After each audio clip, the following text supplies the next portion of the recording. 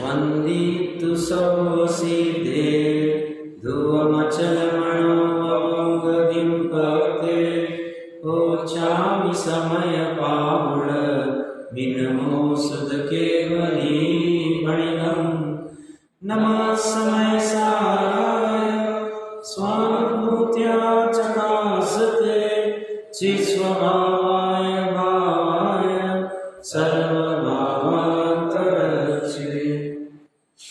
समीसा जी ग्रंथाधिराज विराजमान है। श्यामवाद अधिकार के ऊपर अपनी चर्चा चल रही है।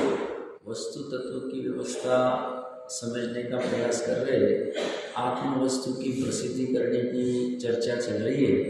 यहाँ पे हमने प्रकरण पाके जो पीछे 14 कलश दिए 14 भंग के लिए उसका कल प्रारंभ किया था।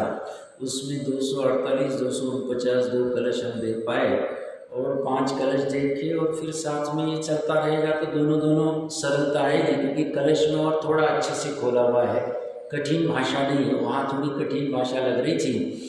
तो कल हमने क्या देखा? तत्भाव और अतत भाव। तत्भाव और अतत भाव के संदर्भ में अज्ञानी की क्या भूल है और ज्ञानी कैसा जानता है। तो अज्ञानी क्या करता है? ये जीव है, ये द्रव्य कर्म है और ये नौ कर्म है। तो तत्भाव में वो ऐसा मानता है कि द्रव्य कर्म से मुझे ज्ञान है, मतलब ज्ञानावरण का क्षेपण होगा तो मुझे ज्ञान होगा। वो ऐसा मानता है गुरु से मुझे ज्ञान है। नौ कर्म में मैंने गुरु ले लिया या शास्त्र ले लिया या पर वस्तु कोई भी या वो वस्तु से माइक की वजह से मुझे ज्ञान है। ये उसकी अज्ञानी की भूल है और इसीलिए वो नाश को प्राप्त होता है। तत्भाव में ये भूल है। ज्ञान मेरा भाव है, ज्ञान से ज्ञान हो रहा है, बट वो या तो इससे मानता है या तो इससे मानता है। ऐसे ही दर्शन मेरा स्वभाव है, मेरा तत्भाव है, सामान्य अवलोकन करना। वो मानता है दर्शनावरण का क्षेपण होगा तो मैं सामान्य अवलोकन कर पाऊंगा, या अंतराय कर्म में अंतराय कर्म का क्षेपण होगा तो मेरा पुरुषार्थ कर पाऊंगा। अब पुरुषार्थ मेरी पर्याय, मेरा जो चतुष्टय में पुरुषार्थ हो रहा है मेरा अपने से हो रहा है। वो ऐसा मानता नहीं। वो बोलता है या कर्म से मानता है या तो इससे। मैं बादाम काजू खाऊंगा तो मैं शरीर में बल रहेगा तो मैं पुरुषार्थ कर पाऊंगा। तो ये पूरी भूल उसकी तत्स्वरूप में और उससे उसका नाश होता है। ऐसे 8 कर्मों में घटित कर सकते हैं। मेरा अगुरु लघुत्व मेरे से है, वो मानता है ये गोत्र कर्म का जब तक उदय रहेगा मेरा छोटा ऊंचा ये सब चलता रहेगा। ये कहती है तेरी समझ ठीक नहीं है। इसी सुख का साताविद्य कर्म रहेगा तो मेरा सुख होगा, असाताविद्य रहेगा तो मुझे दुख होगा, ऐसा वो मानना क्या चाहिए था? सुख और दुख मेरे से, निमित्त रूप में साता वो अलग बात है। वो मेरा, ये मेरा भाव है। कौन सा? सुख दुख वाला। वो ऐसा मानता नहीं। ऐसा 8 कर्मों में और 9 कर्मों में भी घटित कर सकते हैं। और अतत भाव में ये अज्ञानी की भूल है, तत्भाव में। ज्ञानी ऐसी भूल नहीं करता है। ज्ञानी जानता है ज्ञान मेरा तत्भाव है, सुख मेरा तत्भाव है, अगुरु लघुत्व मेरा तत्भाव है, सूक्ष्मत्व मेरा तत्भाव है, पुरुषार्थ मेरा तत्भाव है, मेरे से, अन्य से नहीं। या तो ये ज्ञान भाव का दिया, सब में घटित कर सकते हैं। और अतत भाव में उसकी भूल है, वो पूरे विश्व को ग्रहण करने जाता है। वो है अतत भाव, होगा नहीं ग्रहण। जैसे अन्यमति कहते हैं ना, हनुमान सूर्य को ग्रहण करने चला गया। अब वो सूर्य कहाँ है? अब वो जा पाएगा नहीं जा पाएगा वो अलग बात है, अपने को उसमें ज़्यादा उलझना नहीं है। मैं तो सामान्य कह रहा हूँ। तो पर द्रव्य ग्रहण नहीं कर पाता है, फिर भी वो पर द्रव्य को ग्रहण करने की आशा करता है। आशा स्पष्टीकरण था कि उसकी भूल है। और ज्ञानी ऐसा करता नहीं। ज्ञानी मानता है पर से मैं अतत ही हूँ। इसलिए कल हमने नीलांजना आदि का भी कुछ उदाहरण लिया था स्थूल रूप से, तो यहाँ पे ये चर्चा हुई थी। अब 734 नंबर पेज पे 250 नंबर का कलश, इसमें एक की चर्चा चलेगी जो हमने पूर्व में थोड़ी की थी। एक बार पाठ करते बाह्यार्थ ग्रहण स्वभाव भरतो विश्व विचित्रोलस गेयाकार विशीर्ण शक्तिरमित त्रुट्य पशूर्णश्यति एकरव्यतया सदाप्युतिदया वेदभ्रमं ध्वंसय नेकं ज्ञानमपादितानुभवनं पश्यत्यनेकान्तवित्। अब तीसरे भंग का कलश रूप काव्य कहते श्लोकार्थ में देखिए, पशु, हर श्लोक में पशु कहने वाले तो मैंने कल ही कह दिया था।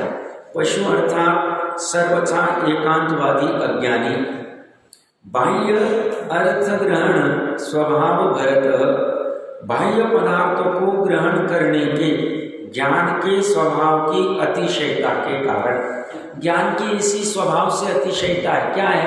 बाह्य पदार्थ को ग्रहण करना। जैसे शक्कर की इसी अतिशयता है कि वो मीठी रहती,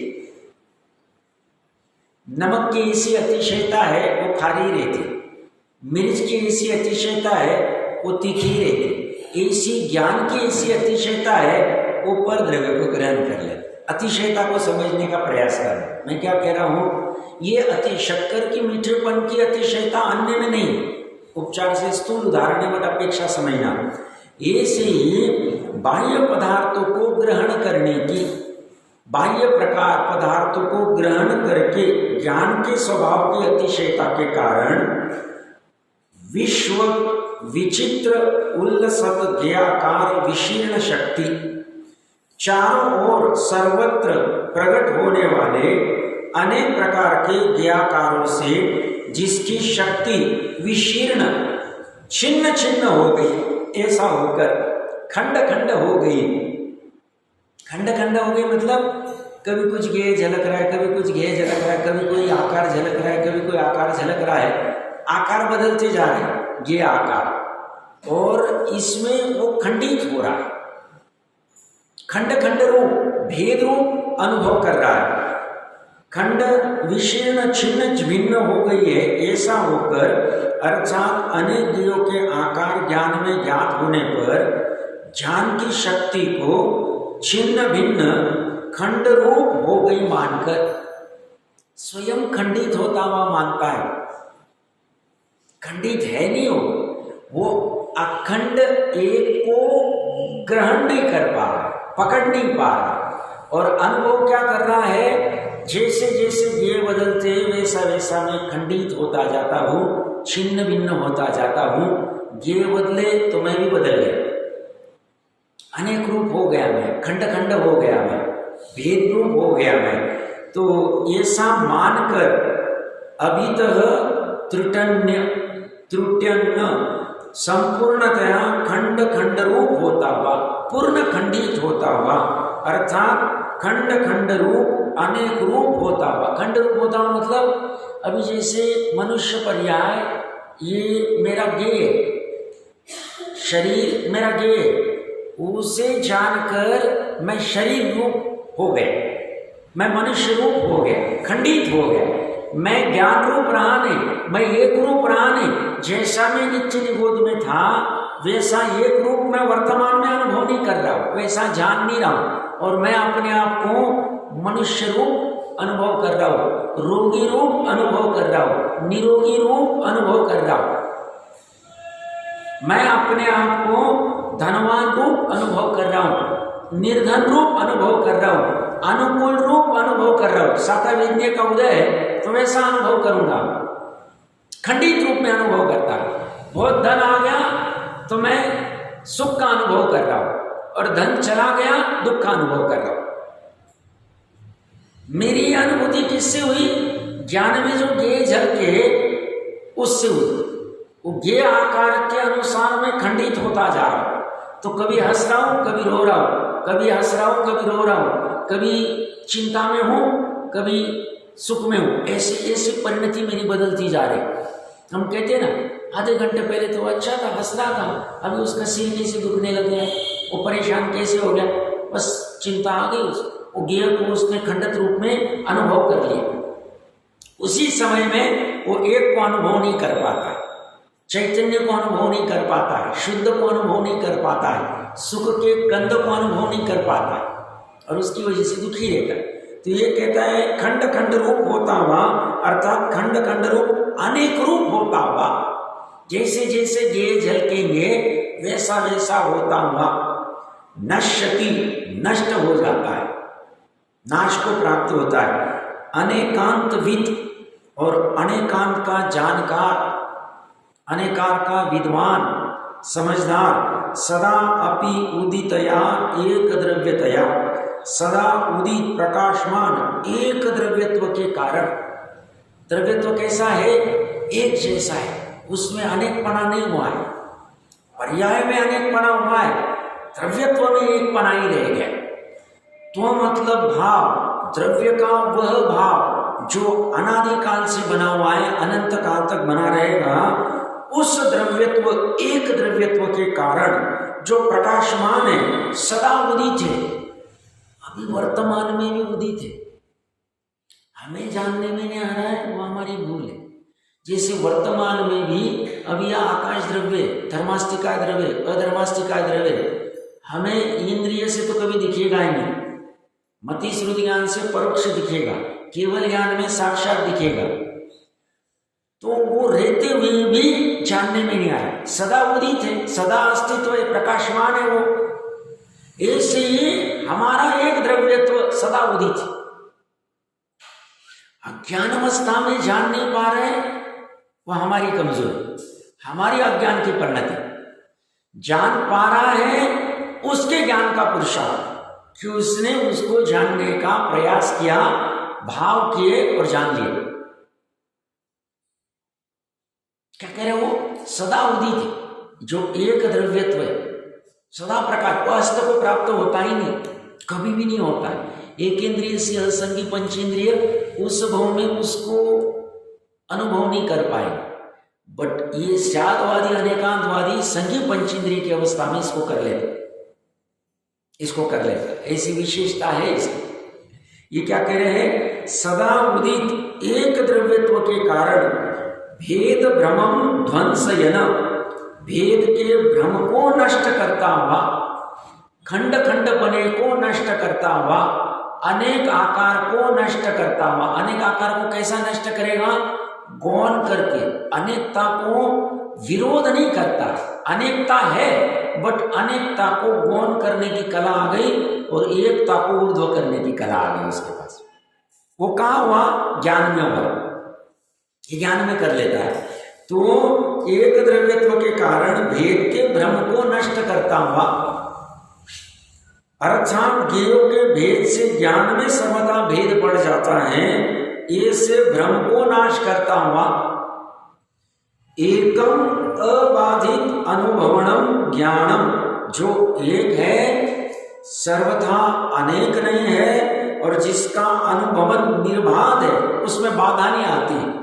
जैसे जिनेंद्र का शासन निर्बाध है, अस्खलित है, ऐसे ही ये जो एक द्रव्यत्व है उसके अनुभवन में कभी भी बाधा नहीं आती। अगर करने जाए वह कोई बाधा नहीं खड़ा कर सकता, कोई परद्रव्य कोई रोक नहीं सकता अगर अंदर में चला जाए।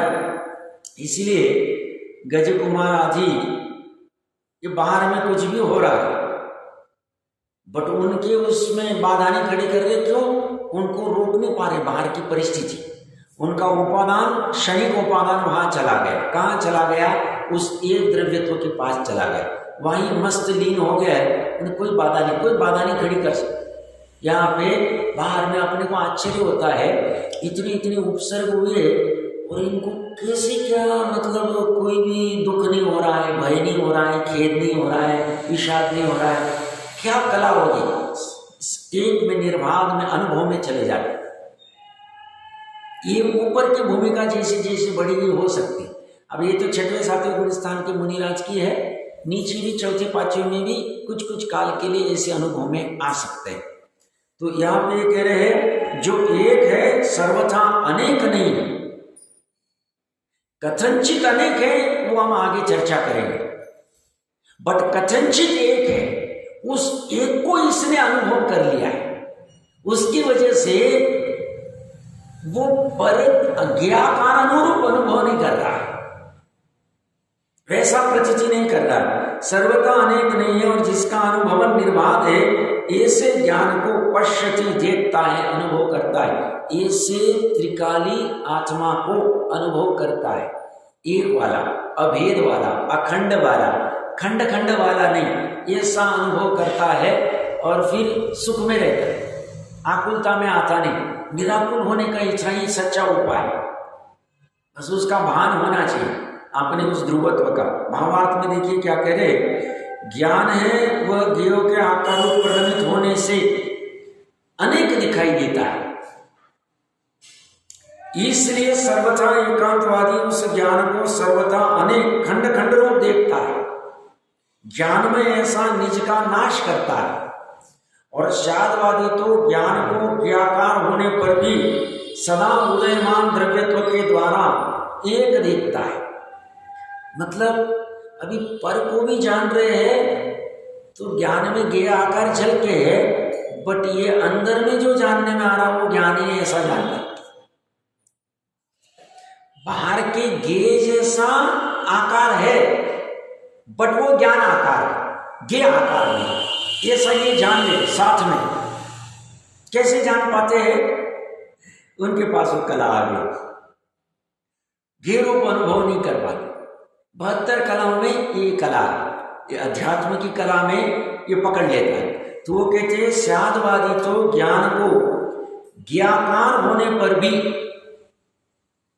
सदा उदयमान द्रव्यत्व के द्वारा एक देखता है, और इसकी वजह से उनको उपादेय बुद्धि वाला, एकत्व बुद्धि वाला, ममत्व बुद्धि वाला अनंत अनुबंधी का राग द्वेष नहीं होता है। आप समझना क्या कह रहा हूं मैं? 6 खंड का देखते हुए भी, 84 मंजिल घर को देखते हुए भी, 96,000 प्राणियों को देखते हुए भी ये आकार ज्ञान में झलक रहे कि नहीं झलक रहे? झलक रहे, बट उनको उपादेय बुद्धि से नहीं देखते, एक बुद्धि से नहीं देखते, ममत्व बुद्धि से जानते नहीं है, मानते नहीं है, और उसकी वजह से 41 प्रकृति का निरोध होता है, भोगते हुए भी निर्जरा कर। सब ये तो अच्छा नहीं ना। अरे भैया, ये तो जो अभी वो भोग रहे हैं उनकी कमजोरी, उनको अच्छा नहीं लग रहा है। ये 84 मंजिल घर को भोजू, 365 रसोड़े को भोगू, 96,000 को भोगू, 6 खंड को भोगू, ऐसी उपादेय बुद्धि नहीं रहेगी तो सम्यक दृष्टि नहीं है। ये तो उनका अभी और 2 कषाय चौकड़ी का उदय, अप्रत्याख्यान और प्रत्याख्यान, उसका अभाव नहीं हो पा रहा है। और जल्दबाजी नहीं है कि फटाफट कपड़े उतार सकते हो, 28 मंगुन भी पाल सकते, अब शलाका पुरुष है, बट उतारने की जल्दबाजी नहीं। अभी जब स्वकार आएगा तब अपने आप उतर जाएगा, देख लेंगे क्या करना है उसे। तो इसलिए जल्दबाजी नहीं कर रहे हैं। बाकी भावना तो ये कब छूटेगा, कब छूटेगा, कब छूटेगा। उपादेय बुद्धि से भोगते हुए भी श्रद्धा ज्ञान में उपादेय बुद्धि नहीं आ रही, आए तो ज्ञानी नहीं, अज्ञानी। अज्ञानी का ऐसा नहीं होता, भले ही बचपन से कहता है मुझे तो ये कुछ अच्छा ही नहीं लगता है संसार, बट अंदर में श्रद्धा ज्ञान से उसके उपादेय बुद्धि पड़ी। फर्क समझना, ये फर्क कहां हो रहा है? आत्मा में हो रहा है। बाहर की परिणति समान दिखेगी, अज्ञानी और ज्ञानी के विषय के भोग करते वक्त परिणति समान दिखेगी, बट फर्क हो सकता है।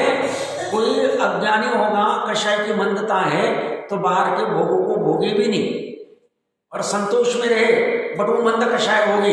ग्रंथि भेद नहीं हुआ, एक का अनुभव नहीं हुआ, एक का अनुभव होना बहुत महत्वपूर्ण है। तो यहाँ पे कह रहे शादवादी तो ज्ञान को ज्ञाकार होने पर भी सदा उदयमान द्रव्यत्व के द्वारा एक देखता है। कैसा देखता है? ज्ञानी देखता है। तो जब ज्ञानी देखेगा, ज्ञेय रूप नहीं देखेगा, तो उनके प्रति जो तीव्र आसक्ति का राग है, भाव है, वो आएगा ही नहीं। और इसीलिए अविरत होते हुए भी 41 प्रकृतियों का बंध निरोध है, बंध विच्छित्ति। ये गजब काम कर लेते। तो ये करनी होगी। ये कहाँ हो रहा है? आत्मा में हो रहा है, चतुष्टय में। एक देखता है इस प्रकार एकत्व का भंग किया तो हमें उस एक और नित्य को देखते आना चाहिए। कब देखेंगे? जब हम जिनवानी से उसका बराबर स्वरूप समझ के और हमारे ज्ञान में तत्व विचार करके, परीक्षा करके, क्या ऐसा तत्व हो सकता है, वो जब तक अनुभव नहीं होता है तब तक ये परीक्षा चलती रहे। परीक्षा कब तक चलेगी? जब तक उसकी साक्षात अनुभव नहीं होता है, स्वानुभव प्रत्यक्ष नहीं होता है, तब तक चलता रहेगा। फिर सोते हुए, उठते हुए, खाते हुए, पीते हुए सब भान भूल के बस वो एक कैसा होगा, वो एक कैसा होगा, वो नित्य कैसा होगा, क्योंकि एक और नित्य उस त्रिकाली की बात कर रहे हैं। कोई कह सकता है कि एक मतलब प्रमाण का द्रव्य कथनचित कह सकते, बाकी नित्य में तो त्रिकाली आए, नित्य में खंड खंड रूप गुण नहीं आएंगे, नित्य में पूरा का पूरा त्रिकाली द्रव्य आए। तो उसका अनुभव करते आना चाहिए उसी समय में, उसके लिए समय भेद नहीं होता है। अब इसके बाद में 251 नंबर का कलश जो चलेगा वो अनेक के भंग का चलेगा, जिसमें अज्ञानी क्या भूल करता है, विज्ञानी की क्या समझ रहती है, वो समझेंगे। एक बार पाठ करते हैं। ज्ञेयाकार कलंक में चकचिति प्रक्षालनम कल्पय नेकाकार चिकीर्षया स्फुटमपि ज्ञानं पशुर्नश्यति वैचित्रेभ्य विचित्रमतामुपगतं ज्ञानं स्वतः चालितं पर्यायैस्तदनेकतां परिभूषण पश्यत्यनेकान्तवित्। सभी शार्दुल विक्रीडिति छंद है। देखिए श्लोकार्थ में कह रहे पशु अर्थात सर्वथा एकांतवादी अज्ञानी, ज्ञाकार कलंक मेचक चिति प्रक्षालनम कल्पयण, ज्ञाकार रूपी कलंक से अनेक आकार रूप मलिन ऐसा चेतन में प्रक्षालन की कल्पना करता हुआ। प्रक्षालन हम हर रोज करते हैं जिनेंद्र के जिन बिंब का। तो प्रक्षालन मतलब शुद्धि करना, निर्मल करना, मलिनता को दूर करना, प्रकृष्ट रूप से शालन करना मतलब शुद्ध करना। तो ये क्या कह रहा है? ये अज्ञानी ज्ञाकार रूपी कलंक, इसे क्या लगता है? ये जो ज्ञान में दिए झलक रहे, माइक झलक रहा है, मोबाइल झलक रहा है, ये दरवाजा झलक रहा है, टीवी झलक रही, गाड़ी झलक रही, धन झलक रहा है, इसकी वजह से मैं कलंकित हो जाता हूँ, मैं मलिन हो जाता हूँ, ये ऐसा मानता है। बोलते ज्ञा आकार नहीं झलकेंगे और मेरा एक आकार झलकेगा तो मैं निर्मल हो जाऊं। ऐसा मानकर वो अपने अनेक ताके जो धर्म है, अनेकता मतलब पर्याय से अनेक है, अनंत है, ऐसे धर्म का वह विरोध करता है, एकांत करता है, इसकी वजह से नाश को प्राप्त होता है, इसकी वजह से पूर्ण वस्तु को प्राप्त नहीं कर पाता है। इसलिए अन्य मतियों में मैंने भी कहा था 2-1 दिन पहले, अन्य मति में ऐसी मान्यता है कि बुद्धि का नाश हो जाएगा तो मोक्ष हो जाएगा। मोक्ष की कल्पना टोटल जी साहब ने ली 134 131 मैंने 2-3 पेज नंबर कहे थे, वहाँ देख लेना चाहिए। प्रकरण थोड़ा कठिन है, मैं बोला और अपना प्रकरण थोड़ा हट जाएगा। तो वो क्या मानते हैं मोक्ष होगा मतलब बुद्धि नाश हो गई, बस खत्म हो गई, क्योंकि बुद्धि मतलब ज्ञान, ज्ञान में अनेक ये आकार झलकते रहेंगे, उसका नाश ही कर दिया। फिर बोलते ये क्या कर रहे हो तुम, ज्ञान ही नाश हो जाएगा तो क्या गड़बड़ हो जाएगी।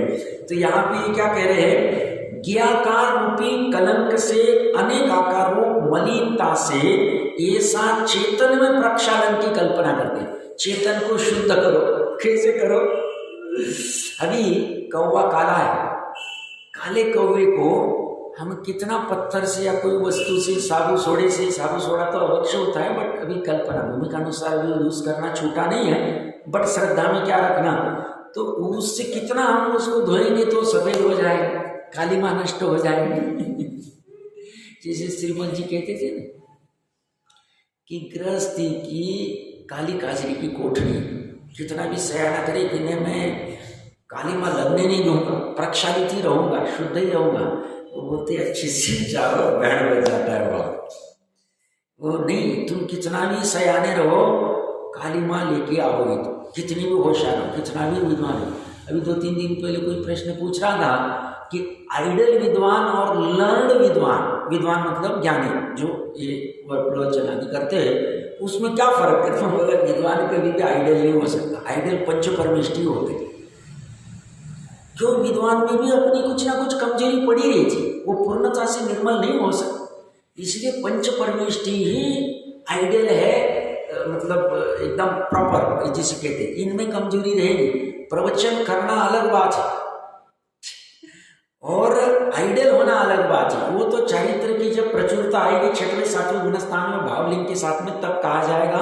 बाकी तो कमजोरी सब पड़ी रहती। मैं ये प्रकरण कहाँ से ले रहा हूँ? कालिमा, कलंक, मलिनता, ये मलिनता मानता है। तो ये कौवे को कितना धो? तो बोलते हैं ज्ञान को तुम ऐसा धो नहीं सकते हो कि आकार बनते रहेंगे।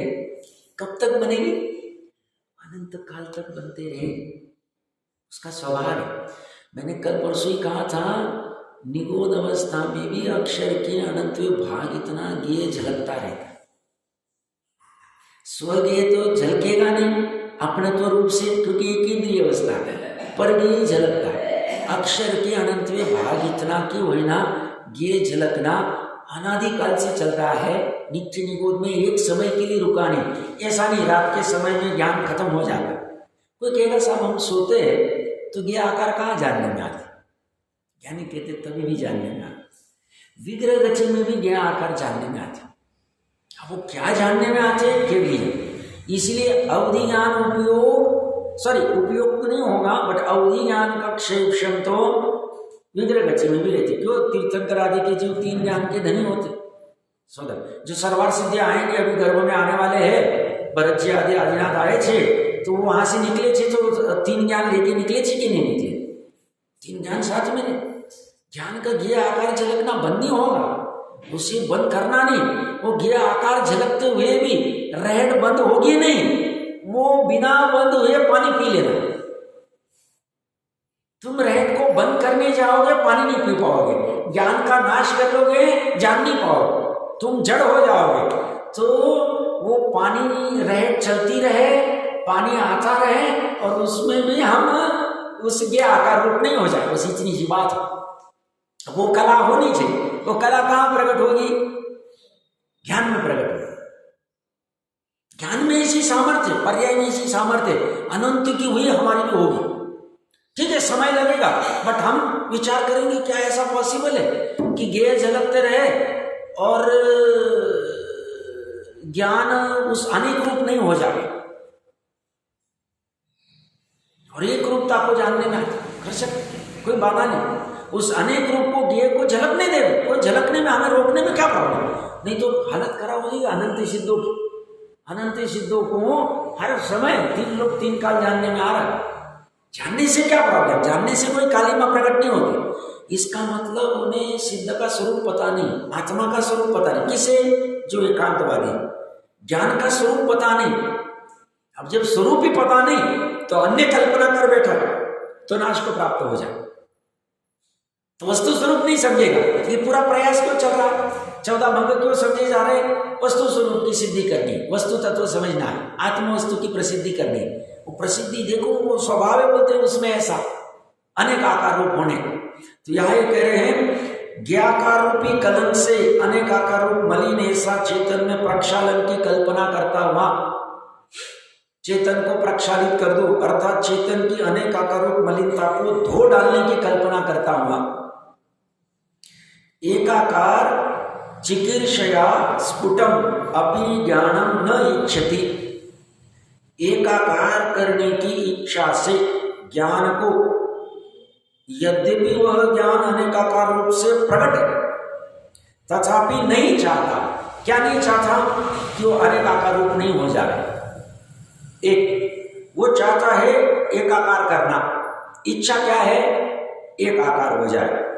ऐसी इच्छा से, एकाकार करने की इच्छा से, मतलब उसमें ये जैसे पेज है, टेबल है, हॉल है, कोई भी ज्ञान में जलते नहीं, कोई भी है नहीं। और वो एकाकार करने की इच्छा से ज्ञान को, यद्यपि वह ज्ञान अनेक आकार रूप से प्रकट है, तथापि नहीं चाहता, उससे चाह नहीं है उसकी, अर्थात ज्ञान को सर्वथा एकाकार मानकर ज्ञान का अभाव करता है। अनेकांतविद और अनेकांत का जानने वाला तो पर्यायी तद अनेकताम परिमृषण, पर्याय से ज्ञान की अनेकता को जानता अनुभवता हुआ, इसे पता है पर्याय से अनेकता है, ऐसा जानता है सम्यक ज्ञान में, ऐसा अनुभवता है। ऐसा वहां वैचित्र्ये अपि अविचित्रताम उपगतम ज्ञानम, विचित्र होने पर भी अविचित्रता को प्राप्त, अर्थात अनेक रूप होने पर भी एक रूप ऐसे ज्ञान को स्वतःशाली स्वयमेव धोया शुद्ध पश्यति अनुभव करता है। ये क्या करता है, ये जानता है कि पर्याय से ज्ञान की अनेकता होती है, पर्याय में ज्ञान में अनेकता झलकती रहेगी, पर्याय बदलती जाएगी, अनेकता होती जाएगी। ये जानते हुए भी वह अविचित्रता को जो प्राप्त है, एक स्वभाव जिसमें विचित्रता नहीं, एक से अविचित्रता को प्राप्त, एक रूपता को प्राप्त ज्ञान को स्वतःशालित अनुभव करता है, उसमें कुछ भी मलिनता नहीं। वो क्या करता है, ये इतने गे आकार भी झलके तो उसको सामान्य में ज्ञानी है ऐसा जानता, और उनके प्रति राग द्वेष नहीं करता। उस बात इतनी सी, जैसे हमें इतनी सब वस्तुओं को जानने की जरूरत नहीं, हमने बस लक्षण जान लिया, इसका लक्षण रसगंध वर्ण है, इसका लक्षण रसगंध वर्ण है, इसका लक्षण रसगंध वर्ण है, सभी वस्तुओं का बस जैसे ज्ञान में झलकी रसगंध वर्ण है, मैं नहीं हूं, खत्म हो गया। अब वो मोबाइल है कि माइक है कि दरवाजा है कि टेबल है कि कपड़ा है, हमें क्या करना है, वो केवल ज्ञान के समय में देख लेंगे, उसका एक एक कर्ण, एक एक परमाणु, एक एक पर्याय सब जानना तब देख लेंगे। अभी इतना जानना बहुत प्रयोजनभूत है, इसलिए अष्ट प्रवचन मातृका के बलबूते पे शपक श्रेणी चढ़ जाता है उसको, बस उसे उतना ज्ञान होता है यह मैं नहीं, खत्म हो गया, और ज्यादा कोई आवश्यकता नहीं। आप समझना चाहिए, बट वो भली भांति होना चाहिए। हम क्या कर रहे हैं, एक एक चीज पर का, एक एक वस्तु का निर्णय करने जाएंगे, काम नहीं हो। इसी ये क्या कर रहा है, सम्यक ज्ञानी, साधवादी, अनेकांतवादी, ये पर्याय की अनेकता होने पर भी उसने क्या कर लिया है, ये सब ज्ञानी है, खत्म करो, फिर कुछ नहीं करना। जान रहे हमें वो पर्याय में ये झलका तो इससे राग करेंगे, ये झलका तो इससे द्वेष करेंगे, ये झलका तो इससे मोह करेंगे, ऐसा कोई नहीं। किसी से क्रोध करेंगे, किसी से मान करेंगे, किसी से माया करेंगे, किसी से लोभ करेंगे, कुछ नहीं करना। वो वस्तु उसकी परिणमित हो रही है हमारे ज्ञान में, कभी ये झलक रहा है, कभी ये झलक रहा है, कभी ये झलक रहा है, कभी वो झलक रहा है, पर्याय बदल रही है, हम जान रहे हैं। हमने पर्यायों की अनेकता का खंडन नहीं किया, उसको होने दो।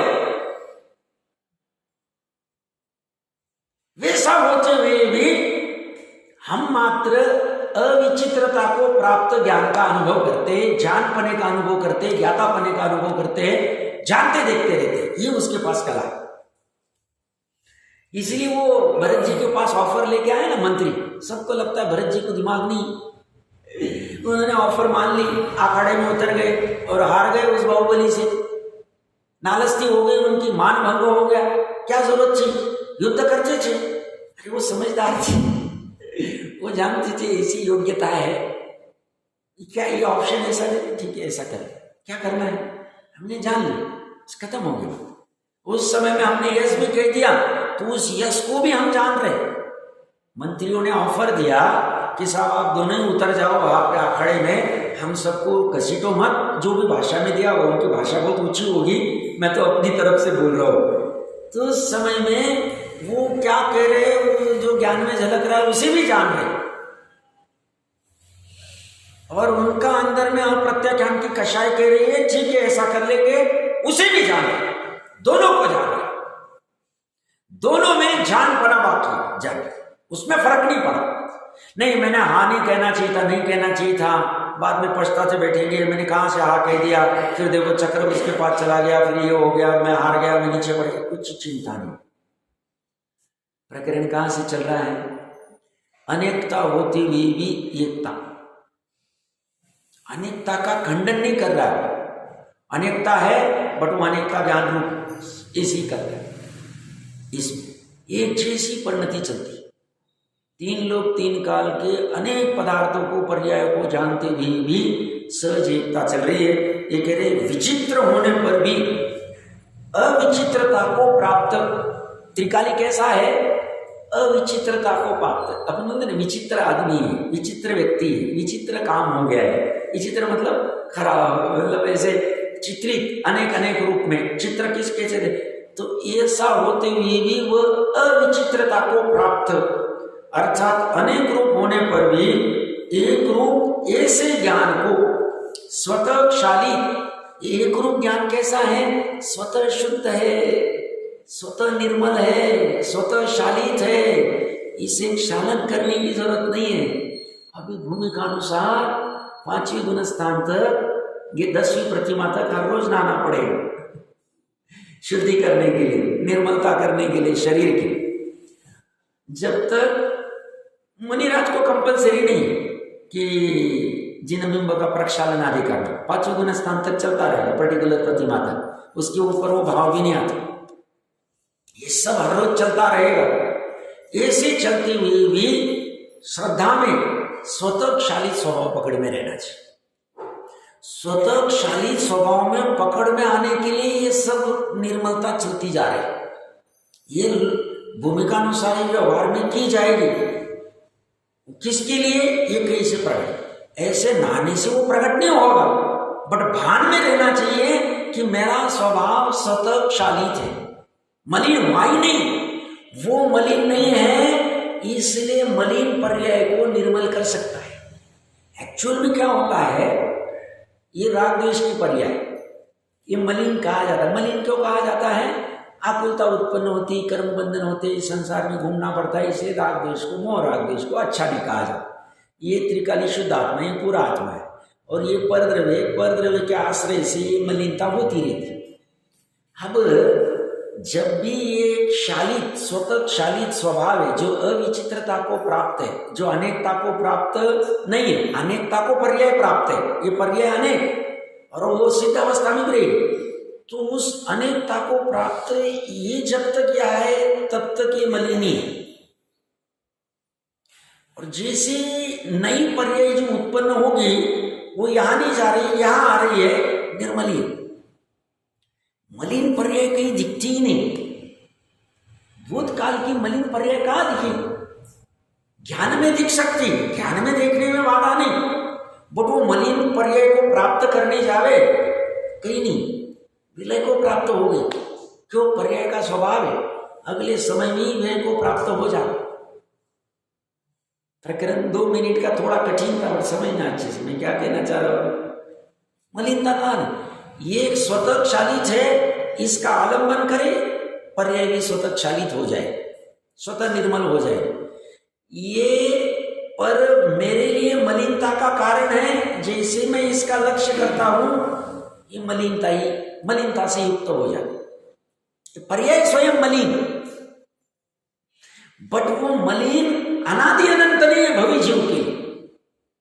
भवी जीव के लिए वो मलिनता अनादि शांत है। जैसे उसे ग्रंथि भेद करके इसका भान होगा, निर्मलता चाहिए। तो ये शादवादी के दिमाग में पूरी चीज होती, इसीलिए वो ना परद्रव्य में कुछ करना चाहता है, ना अपने अनेक आकार को नाश करना चाहता है। परद्रव्य को ग्रहण नहीं करना चाहता है क्योंकि वो जानता है उसमें मेरा अतद भाव है। स्वद्रव्य का जो ज्ञान भाव है वो पर से मानता नहीं है, क्योंकि जानता है ज्ञान से ही ज्ञान है। अच्छी समझना, थोड़ी थोड़ी डिफरेंशिएट करते जा रहा हूं मैं। और अनेक आकार जो आत्मा में हो रहे हैं उसको होने दो, बट उसी साथ में जो अविचित्रता को प्राप्त है उसको ऊर्ध्व कर दो, उसे ऊर्ध्व कर दो, और जो विचित्रता हो रही है उसे गौण कर दो। जब उपयोग स्वभाव सन्मुख जाता है तो विचित्रता उपयोग में नहीं रहती, लब्धि में रहती। क्या कह रहा हूं मैं? ज्ञान क्षय वाला ज्ञान क्या है? लब्धि प्लस उपयोग। जब उपयोग त्रिकाली के पास है तो वो एक को जान रहा है, अविचित्रता को जान रहा है, स्वतः शालित को जान रहा है। उस समय में ये लब्धि में विचित्रता पड़ी और उपयोग बाहर है, शुभ और अशुभ उपयोग है। उस समय में वो उसको अनेक आकार रूप जान रहा है, पर रूप जान रहा है, और उसको ज्ञानी आकार है ऐसा जानता है। और लब्धि में इस एक को, अविचित्र को अपना जानता है। ऐसा एक साथ हो जाता है, एक साथ हो जाता है, अलग अलग समय में नहीं होता है। आप समझ रहे क्या? यहां तक किसी कोई शंका कोई हो तो पूछो, मतलब प्रकरण, क्योंकि वस्तु की सिद्धि चल रही है। तो यहाँ पे स्वतः शालित स्वयं धोया हुआ शुद्ध अनुभव करता है। धोया हुआ त्रिकाली नहीं है और ये पर्याय अनुभव करती है, ऐसा नहीं। ये स्वयं धोया हुआ ही है और ये भी ऐसा अनुभव कर लेती। ऐसा कोई बलचोरी से कोई अनुभव नहीं करना है कि साहब वो तो निर्मल नहीं और निर्मल अनुभव करना है, ऐसा नहीं। वो स्वभाव से ही निर्मल है और निर्मल अनुभव कर लीजिए। शुद्ध के अनुभव से शुद्धता प्रकट होती है, ध्रुव के अनुभव से ध्रुवता प्रकट होती है। ये समझना अच्छे से। इसलिए वो एक पदार्थ कितना महत्वपूर्ण है, बहुत महत्वपूर्ण है वो पदार्थ। तो यहाँ पे ये कह रहे भावार्थ में देखिए, एकांतवादी ज्ञाकार रूप अनेकाकार रूप ज्ञान को मलिन जानकर उसे धोकर उसमें से ज्ञाकार को दूर करके ज्ञान को ज्ञाकारों से रहित एक आकार रूप करने को चाहता हुआ, ये चाहता है, उसको धो नहीं सकती। उसके लिए कोई साबुन नहीं, कोई डिटर्जेंट नहीं, कोई कुछ नहीं, कोई ब्रश नहीं, कुछ भी नहीं अवेलेबल। आज तक कोई धो नहीं पाया, अज्ञानी भी नहीं और ज्ञानी भी नहीं, ज्ञान आकार ऐसा एक भी दिखा देवे ना कोई कि भाई जिसने अपने ज्ञान आकारों को धो दिया और स्वरूप बदल, हो ही नहीं सकता, अभवी भी नहीं कर सकता। क्या कह रहे? अभवी की कमजोरी क्या? अभवी ऐसे अविचित्र स्वतःशाली स्वभाव को पकड़ नहीं पाता, में डूब रहता है। ये द्रव्यलिंगी मुनि की भी यही भूल हो जाती है सूक्ष्म में। अब केवली एग्जैक्ट जानते हैं, ये परिणति में ये भूल हो जाती कि वो एक साथ एक और अनेकता को नहीं समझ पाते। एक में एक का अपनत्व रूप से अनुभव नहीं कर पाते हैं और अनेकता में उलझ जाते, इसे कुछ ना कुछ गड़बड़ हो जाती। कितना ज्ञान है? 11 अंग 9 पुरों का ज्ञान कह रहा हूं। कितना तप है? 15-15 दिन तप कर रहे। कितना चारित्र है? 28 मलगुन में कुछ भी गड़बड़ नहीं, 30 साधुओं की स्थिति करने वाले। श्रद्धा में कितनी दृढ़ता है? कुछ भी आ जाए आप घानी में फेंक दो, बट कुदेव को गुरु को धर्म को भजेंगे नहीं। और अगृहित इच्छा तो छूट नहीं पाता है। आप समझना, किसी गड़बड़ वाली चक्कर है। मतलब इसमें बहुत सूक्ष्मता करनी पड़ेगी। ये सब पर्याय के लेवल पे काम चले। पर्याय एक समय की, अभी ऐसी पढ़ रहा था मैं आगे की 47 शक्तियों का भी थोड़ा सा, स्वामी जी ने बहुत अच्छे लिए ये सब 47 शक्ति पे जब अपनी चर्चा चली थी, तो उसमें प्रभुत्व शक्ति में पर्याय की प्रभुत्व की बात कर रहे थे। वो कहता है, वो कह रहे थे स्वामी जी, द्रव्य और गुण में तो प्रभुत्व है ही, पर्याय में भी प्रभुत्व है। राग द्वेष की पर्याय को छोड़ दो, अभी गौन कर दो। जो स्वभाव स्वरूप हो रही है उस पर्याय के प्रभुत्व, एक समय की पर्याय के प्रभुत्व कितनी गजब है। और पर्याय का प्रभुत्व अपने स्वयं से इसी चर्चा कर रहे थे, द्रव्य गुण से नहीं, क्योंकि द्रव्य गुण तो सभी के समान है, फिर सभी के पर्याय में समान होनी चाहिए थी। बोलते ऐसा नहीं, गजब तर्क दिया उन्होंने। वाह, प्रकरण क्या चल रहा है? तो इससे ही अविचित्र स्वभाव पकड़ में आ गया। तो उसकी वजह से, और ये क्या कर रहा है? ज्ञान अज्ञानी को नहीं आता है, वो क्या कर रहा है? अनेक आकार ज्ञान को मलिन जानकर उसे धोकर, उसे धो नहीं सकते बट धोने की चाहना कर रहा है, इच्छा कर रहा है। उसमें से ज्ञाकार को दूर करके ज्ञान को ज्ञाकार से रहित कर दूं मैं, ए से एक आकार रूप करने को चाहता हुआ ज्ञान का नाश करता है, और अनेकांती तो सत्यार्थ वस्तु स्वभाव को जानता है, इसलिए ज्ञान का स्वरूप से ही अनेक आकारपना मानता है, जानता है, बट उसमें उलझता नहीं। अनेक आकार हो रहे बट अनेक आकार के साथ में उसकी उपाधि बुद्धि नहीं आती। उसे पता है मेरा काम एक आकार से होगा, इसलिए अनेक आकार को जानते हुए भी उसका विरोध नहीं करता है, उसको गौण कर देता है, उसको पररूप जान लेता है। इसी सहज उसके पास कला प्रकट हो गई है।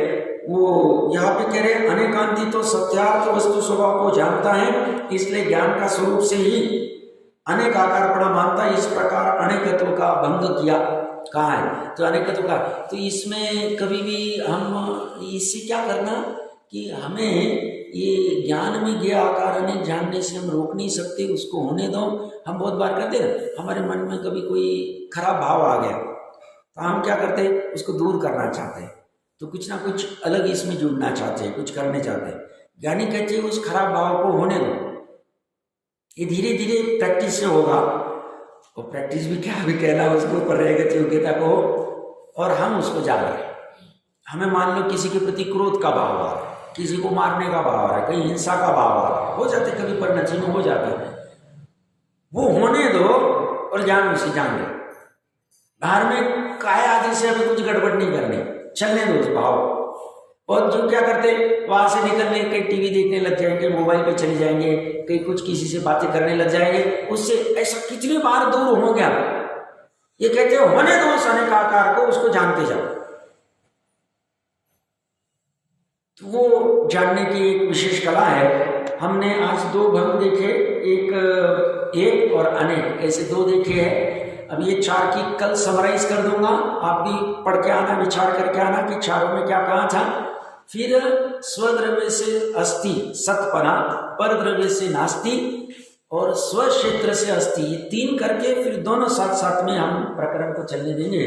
देखते क्या